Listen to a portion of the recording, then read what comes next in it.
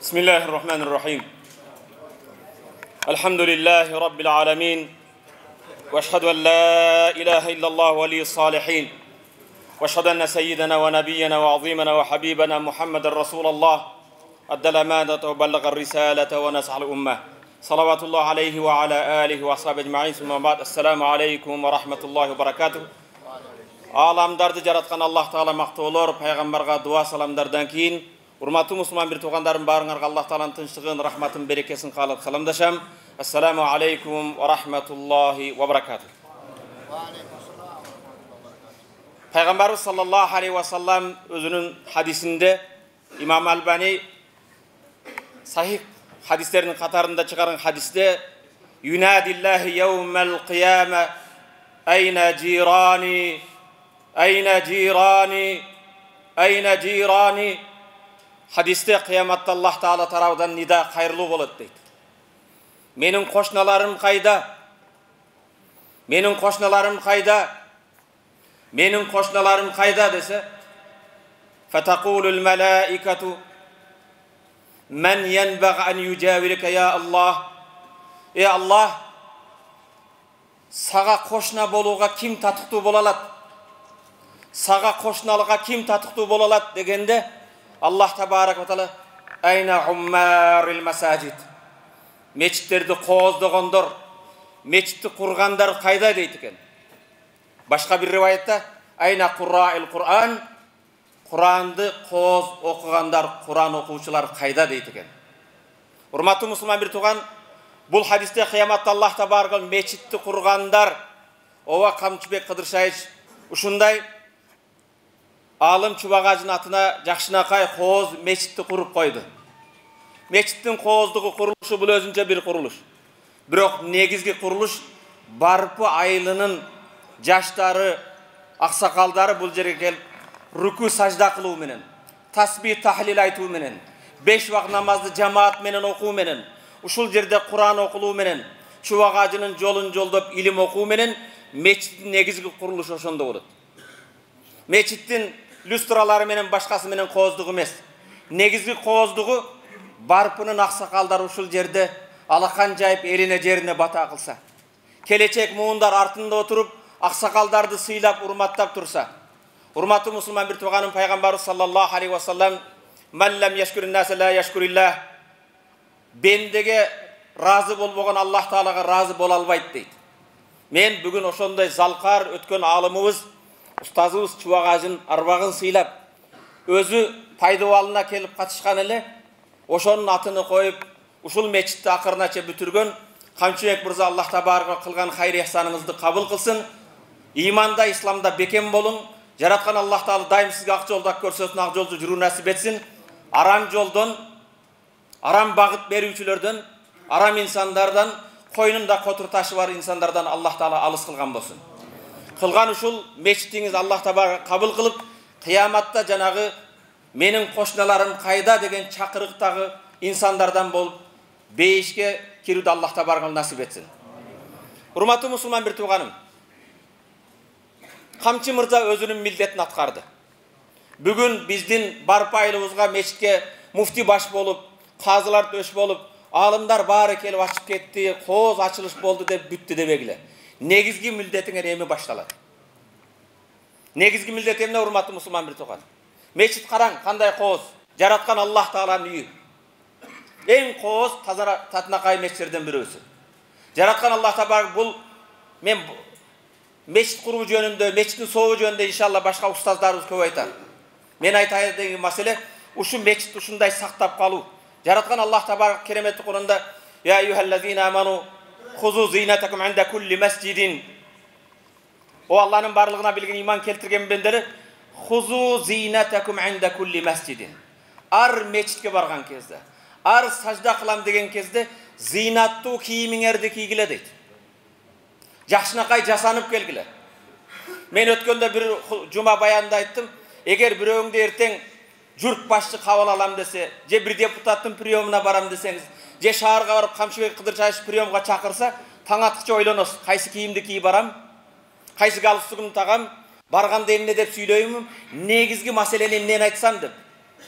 Бирок хайя алас сала, хайя алал фалах, намазга келген, кутулууга келген деп Аллах Таала чакырганда, Аллахтын үйүнө иштеп жаткан, лайда иштеп жаткан, же талада жүргөн кийим менен келе бересизби?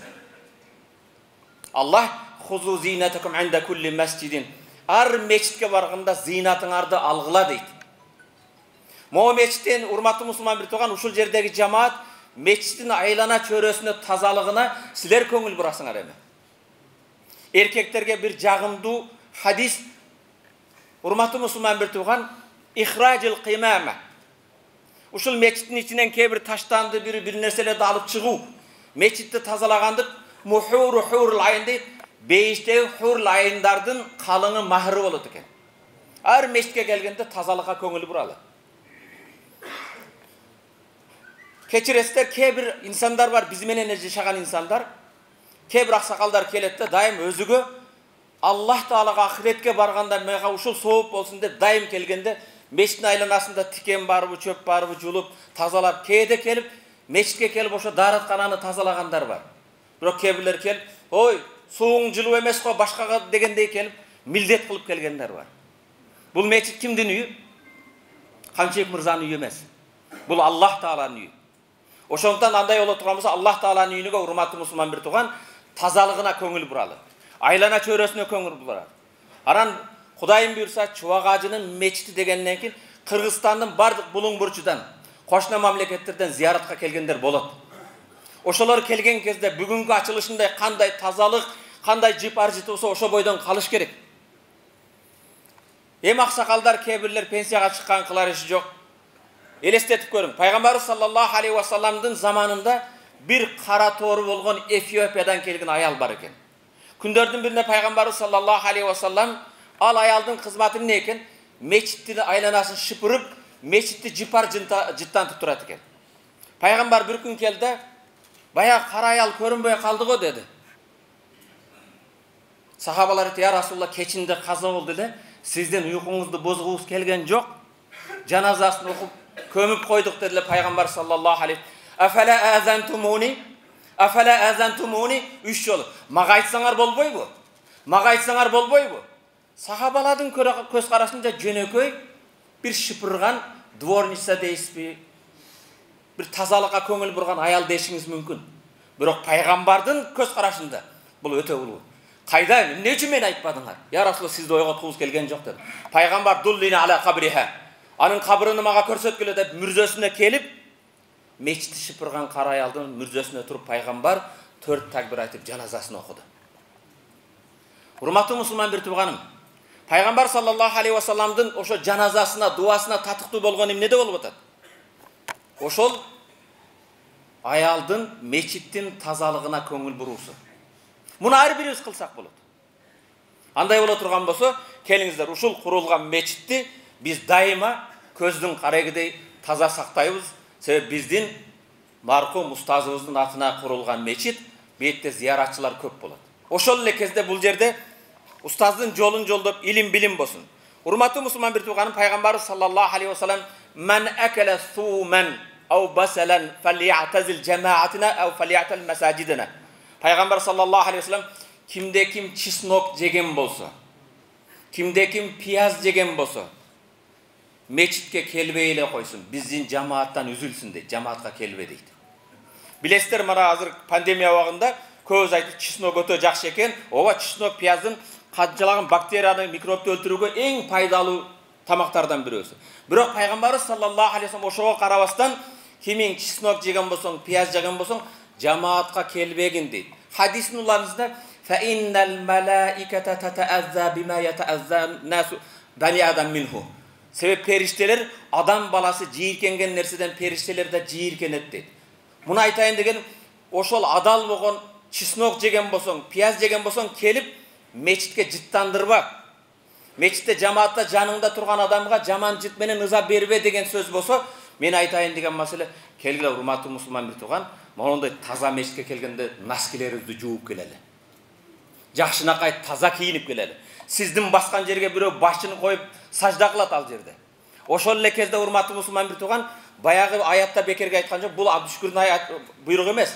Хузу зинатакум инда кулли масжидин. ар мечитке келгенде зинаттанып, кооздонуп, жасанып келгиле. Кулу вашрабу ва ла тусрифу иннаху ла юхиббул мусрифин. Жегиле, ичкиле, исраф кылбагыла. Аллах исраф кылгандарды сүйбөйт дейт.